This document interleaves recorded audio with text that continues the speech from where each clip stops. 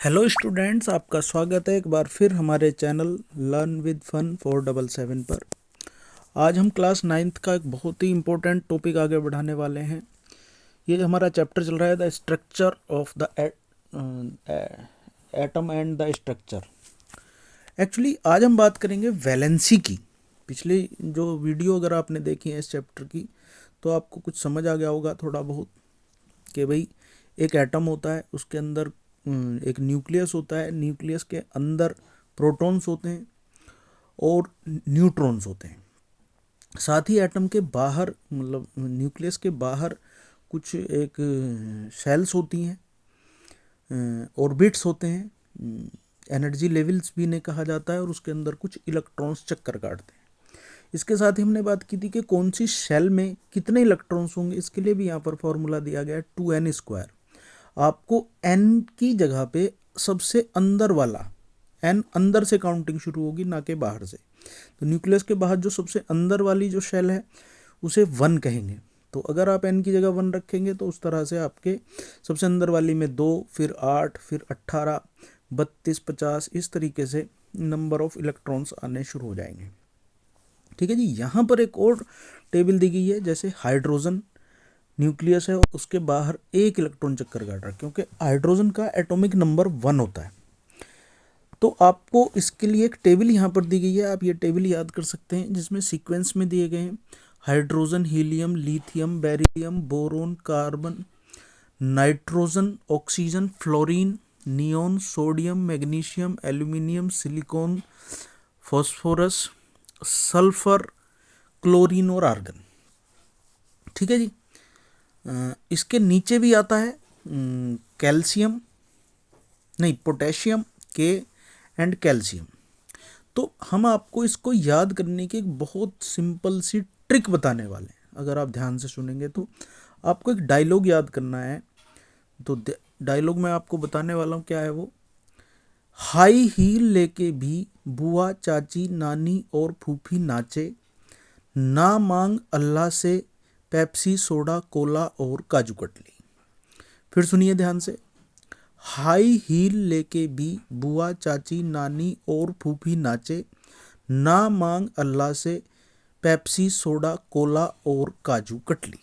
अगर ये डायलॉग आप याद कर लेंगे एक बार, आप दोबारा सुन सकते हैं, वीडियो को पीछे हटा के सुने, दोबारा वीडियो देखें।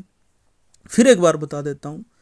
हाई हील लेके भी बुआ, चाची, नानी और फूफी नाचे, ना मांग अल्लाह से पेप्सी, सोडा, कोला और काजू कतली। तो इस तरीके से आप देखेंगे जो भी वर्ड्स हमने इस एक्रोनिम में बोले हैं उसमें आप पाएंगे कि सबका पहला वर्ड जो है वो एक एलिमेंट को रिप्रेजेंट करता है। और इस तरीके से आपको ये पूरी टेबल बातों बातों में, मजाक मजाक में आपको याद हो जाती है। इसके बाद एक और चीज़ आपको याद करनी है। ये तो बड़ा सिंपल है, सिंबल्स इनके पहले लेटर से ही सिंबल बनते हैं, जैसे हाइड्रोजन, हीलियम, लिथियम, ये सब सिंबल्स बन जाएंगे। इसके बाद आपको जो याद करनी है दूसरी चीज़ वो है नंबर ऑफ न्यूट्रॉन वाली लिस्ट। इसे याद करेंगे।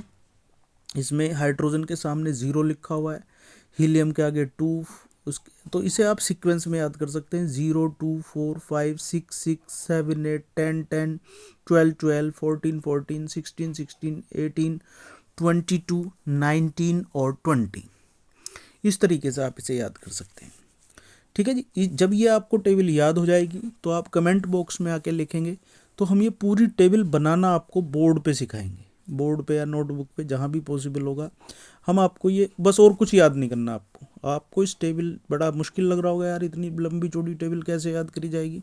ये बहुत इंपॉर्टेंट टॉपिक है, आपको क्लास 9th में और 10th में बहुत काम आने वाली है।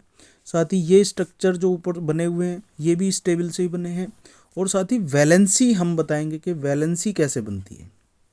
लेकिन ये काम हम तभी कर पाएंगे जब आप ये टेबल, ये 2 चीज़ें याद कर लेंगे। एक तो ये सीक्वेंस में हाई हील लेके भी बुआ, चाची, नानी और फूफी नाचे, ना मांग अल्लाह से पेप्सी, सोडा, कोला और काजू कतली। जब आपको ये बात याद हो जाएगी और नंबर ऑफ न्यूट्रॉन याद हो जाए, 0, 2, 4, 5, 6, 6, 7, 8, 10, 10, 12, 12, 14, 14, 16, 16, 18, 22, 19 और 20, हमने भी ऐसे ही याद करेंगे। सब लोग ऐसे ही याद करते हैं, लेकिन याद करना बहुत ज़रूरी है जो सच में कुछ करना चाहते हैं लाइफ में। इसके बाद हम बात करेंगे और आगे थोड़ा सा टॉपिक खिसका लेते हैं, तब तक जब तक आप इसे याद कर रहे हैं। उम्मीद है आप जल्दी याद कर लेंगे और जल्दी कमेंट बॉक्स में आके लिखेंगे, ताकि हम आपको ये टेबल बनाना सिखा सकें। कुछ चीज़ें स्टेप बाय स्टेप चलती हैं, अटक जाएगी बात, आपको समझ नहीं आएगा वो कैसे बनी। एटॉमिक नंबर की बात करें, atomic number number of protons की संख्या ही एटॉमिक नंबर होती है। मास नंबर की बात करें, number of proton plus number of neutron mass number कहलाता है। तो एक इंटरनेशनल तरीका है, जैसे एक्स की जगह पे आप सिंबल ऑफ एलिमेंट लिख सकते हैं, नीचे जेड यानी कि एटॉमिक नंबर आता है और ऊपर मास नंबर आ जाता है। तो इस तरीके से कोई भी सिंबल आपको लिखा मिलेगा तो उसकी सारी जानकारियाँ आप बता सकते हैं। जैसे यहाँ पर एक एग्जाम्पल दिया हुआ है N14 और 7 की बात यहाँ पर की गई है, तो इसका मतलब है कि इसका एटॉमिक नंबर 7 है, इसका एटॉमिक मास 14 है, और इससे आप सारी जानकारी अब आप बता सकते हैं। जैसे इसके अंदर प्रोटॉन जो है वो 7 है, क्योंकि नंबर ऑफ एटॉमिक नंबर जो है वही नंबर ऑफ प्रोटॉन होता है। इसके अंदर इलेक्ट्रॉन भी 7 है, क्योंकि जितने प्रोटॉन होते हैं उतने ही इलेक्ट्रॉन होते हैं। और एटॉमिक मास से अगर आप एटॉमिक नंबर को माइनस करेंगे 14 माइनस 7 तो नंबर ऑफ न्यूट्रॉन आ जाएंगे। तो इस तरह से देखें तो इसमें नंबर ऑफ न्यूट्रॉन की संख्या भी 7 है। ये बाई चांस ऐसा हुआ है, ज़रूरी नहीं है कि आपके number of neutron number of proton या इलेक्ट्रॉन के बराबर हो, वो अलग भी हो सकते हैं, जैसा कि पिछली टेबल में आपने देखा। यहाँ पर बात की गई है आइसोटोप्स की, तो ये बात भी डिस्कशन कर लेते हैं इसी वीडियो में, क्योंकि अगली वीडियो हम बोर्ड पे बनाएंगे या नोटबुक पे बनाएंगे, वो वहाँ डिस्कस करेंगे। ठीक है जी, वो बहुत इंटरेस्टिंग टॉपिक होने वाला है। फिलहाल हम बात करते हैं आइसोटोप्स की। आइसोटोप्स की डेफिनेशन सबसे पहले आप देख लीजिए। ये डेफिनेशन है कि जी isotopes are defined as the atoms of same element having the same atomic number but different mass number. Yes, बहुत ध्यान से सुने, same atomic number but different mass numbers. इनका एटॉमिक नंबर सेम होता है, चूँकि एटॉमिक नंबर सेम है तो सेम ही एलिमेंट हो गया, और उनके मास नंबर अलग अलग हो सकते हैं। ठीक है जी, जैसे यहाँ पर 2 एग्जाम्पल दिए गए, 3 एग्जाम्पल दिए गए। पहला यहाँ पर दिया गया हाइड्रोजन का। हाइड्रोजन 3 आइसोटोपिक फॉर्म में पाया जाता है। एक है protium 11H, deuterium atomic number है 1 और एटॉमिक मास है 2, ड्यूटेरियम कहलाता है, और ट्राइटियम जिसका एटॉमिक नंबर है 1 और एटॉमिक मास है 3। ठीक है जी, तो atomic number of each one is 1 but the mass number is 1, 2 and 3 respectively. Other such examples are carbon. Carbon 2 isotopic form में पाया जाता है, 12C6 और 14C6। तो इसमें एटॉमिक नंबर है 6 दोनों का, जबकि एक का एटॉमिक मास है 12 और एक का एटॉमिक मास है 14। क्लोरीन भी 2 आइसोटोपिक फॉर्म में पाया जाता है, 35Cl17 और 37Cl17। मतलब दोनों का एटॉमिक नंबर है 17 और एटॉमिक मास है एक का 35 और एक का 37। इस तरीके से ये हो जाएगा क्लियर। ठीक है जी, इससे अब आप सब कुछ पता कर सकते हैं। एटॉमिक नंबर पता चल सकता है, एटॉमिक मास पता चल सकता है, प्रोटॉन पता चल सकते हैं, इलेक्ट्रॉन पता चल सकते हैं और न्यूट्रॉन पता किए जा सकते हैं।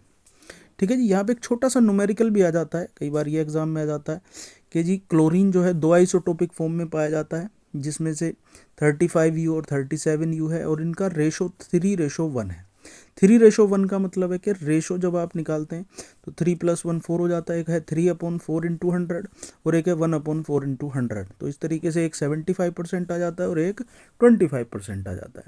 तो 35 जो है वो 75% है, तो 35 × 75/100 + 37 जो 25% है, मतलब 37 × 25/100। इस तरीके से कैलकुलेट करके आप देखेंगे तो ये 105/4 + 37/4 आ जाएगा, और इस तरीके से आ जाएगा 142/4। जब आप इसे डिवाइड करेंगे 35.5U आ जाएगा फाइनली। इसका मतलब ये नहीं है कि हर क्लोरीन का जो एटम का जो एटॉमिक मास है वो 35.5U होता है, लेकिन जो उसका एवरेज एटॉमिक मास है वो 35.5U होता है। ठीक है जी, पिछली टेबल में भी आया था। कुछ एप्लीकेशंस यहाँ पर लिखी गई हैं, एप्लीकेशंस पूछ ली जाती हैं एग्जाम में जी। आइसोटोप्स की एप्लीकेशंस आप बताइए। 3 एप्लीकेशन है। Isotopes of uranium is used as a fuel of in nuclear reactors. Nuclear reactor में इसका इस्तेमाल होता है। Isotope of cobalt is used in treatment of cancer, and isotope of iodine is used in treatment of goitre. ठीक है जी। Goitre iodine की कमी से भी होता है, आपने पढ़ा होगा कहीं तो। चलिए अब एक और टॉपिक, लास्ट टॉपिक है ये इस चैप्टर का, थ्योरी यहाँ पर खत्म हो जाती है, और ये है आइसोबार्स। आइसोबार्स जो हैं, डेफिनेशन सबसे पहले पढ़ लेते हैं। Atoms of different elements with different atomic number, मतलब इनके एटॉमिक नंबर अलग होते हैं, मतलब एटॉमिक नंबर अलग हो गए तो अलग अलग एलिमेंट्स हो गए। Which have the same mass number, यहाँ पर मास नंबर सेम है इसलिए आइसोबार्स कहा जाता है।